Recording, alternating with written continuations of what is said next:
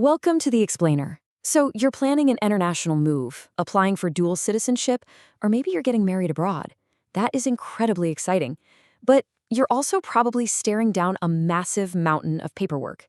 And the absolute biggest hurdle? Authenticating your foundational documents. Here is a super common and, honestly, potentially costly misconception.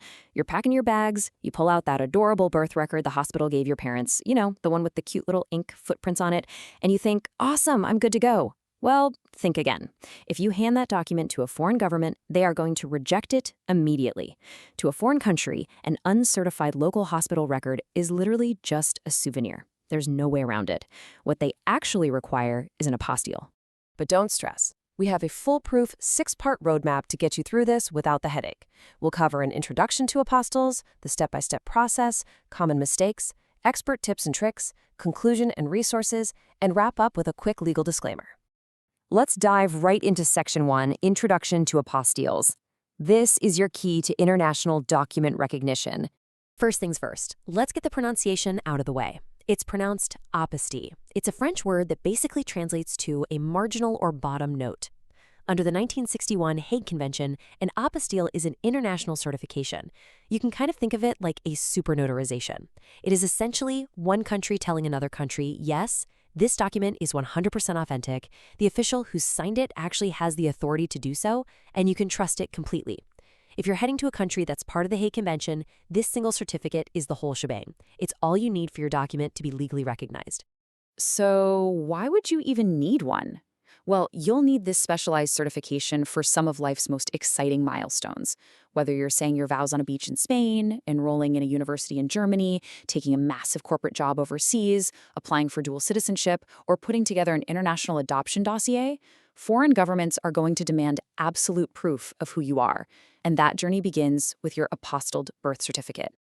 Moving right along to Section 2, the step-by-step process. This is your foolproof guide to Colorado authentication. This whole process becomes incredibly simple when we just break it down logically. There are 3 mandatory steps: obtaining a certified copy, completing the SOS request form, and submitting it with the correct fee. But here's the catch. Skipping a step or doing them out of order practically guarantees a rejection. So let's look closer at step 1. This right here is the absolute biggest friction point for people. As we just discovered, that hospital record is just an unofficial memento. To get a Colorado apostille, you absolutely must have an official certified copy issued by the Colorado Department of Public Health and Environment, often called CDPHE, or a local county vital records office. This official duplicate will feature a raised, embossed seal or an official ink stamp. Without this specific state-issued document, the Secretary of State literally will not even process the request. It turns out, those cute hospital footprints won't get you very far. But getting your hands on that certified copy isn't exactly as simple as just asking politely. Colorado is what's known as a closed record state. This means birth certificates are highly confidential. You can't just walk in and ask for someone else's birth record. To get a certified copy, you have to prove a direct and tangible interest. You must be the registrant themselves, a parent, a spouse, an adult child, a sibling, or a legal representative. And you will absolutely be required to show proof of your identity and that relationship. Now, when you order this certified copy from Vital Records, it comes with a standard cost. That first primary copy will cost you $25. If you need multiple copies for your international dossier, which honestly is super common, each additional copy ordered at the exact same time is $20. Also, a quick heads up. If you are walking into the Denver County office to get this and you're paying with a credit or debit card, you are going to get hit with a small 2.5% service fee surcharge. Okay, once you have that certified copy, you move to steps 2 and 3, the form and the submission to the Secretary of State. The crucial point here is choosing your authentication speed and cost to the SOS office. If you mail it in, the state fee is incredibly cheap, literally just $5 per apostille, and it takes a couple of business days plus mail time.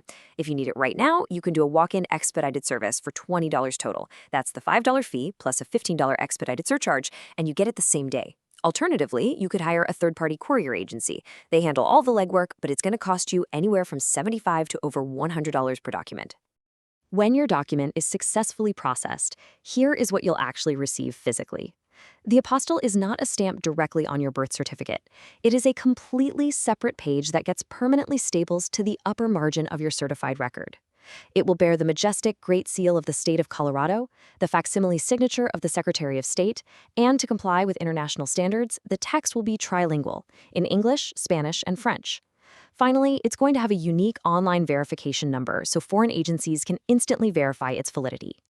Let's head into Section 3, Common Mistakes. We want to help you avoid these easy-to-make errors. The authentication process is really rigid, so let's rapid-fire some bureaucratic pitfalls to avoid.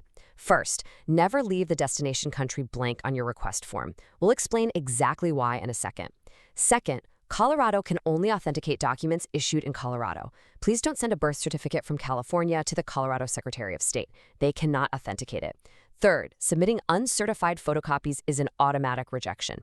And finally, if you are mailing your application, do not send credit card information. The mail-in service strictly requires payment by check or money order. And this brilliantly illustrates why you absolutely must list your destination country on that request form. The political status of your destination completely dictates your legal paperwork. If your destination is a Hague Convention country, you just get the standard state apostille, and you are totally done. But if you are going to a non-Hague country, the Colorado Secretary of State has to issue what's called a Certificate of Magistracy instead. That certificate then has to travel to the U.S. State Department in Washington, D.C., and then to the destination country's embassy. So the state needs to know exactly where the document is going to issue the correct certification format. Section 4, Expert Tips and Tricks. Let's get you navigating the system like a pro. Here is a highly specific but absolutely crucial detail to remember. If you want same-day expedited service at the Secretary of State's office in Denver, you have to keep this exact time in mind, 4:30 p.m. You absolutely must hand-deliver your documents to the counter before this time. If you arrive late, you'll be out of luck for that day.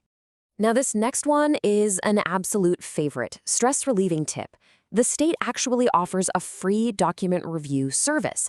Before you pay any fees, buy stamps, or make the drive to downtown Denver, you can just scan and email a PDF of your birth certificate to authentications@coloradosos.gov. Their staff will look at it and tell you if it meets the criteria for authentication. It's a fantastic, completely free way to ensure your paperwork is perfect before you formally submit it. Moving on to Section 5, Conclusion and Resources, Where to go from here. Consider this your ultimate cheat sheet. To order the certified birth certificate, you need the CDPHE Vital Records Office. Once you have that, you'll submit it to the Colorado Secretary of State in Denver. Pay close attention to the suite numbers here.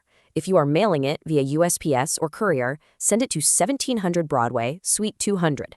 But if you are doing the expedited walk-in service, take the elevator up to Suite 550. And the official document you need to download and fill out is simply called the Apostilles and Authentications Request Form. Almost done. Section 6, Legal Disclaimer. Verify before you fly. The information provided in this explainer is accurate and current as of August 27, 2026. However, as we all know, bureaucracy is always evolving. Government fees fluctuate, office hours change, and administrative procedures are updated. So, before you drop a check in the mail or drive across the state, always take 5 minutes to verify the current details directly on the Colorado Secretary of State and CDPHE websites. It's just smart planning. Well, there you have it. You now know the difference between a hospital memento and a certified copy. You understand the importance of the Hague Convention, and you know exactly which suite to visit in Denver. You have successfully decoded the apostille process. So, now that you hold the key to unlocking international bureaucracy, the only question left is where will your Colorado birth certificate take you next? Keep learning, keep exploring, and have a safe, amazing global adventure.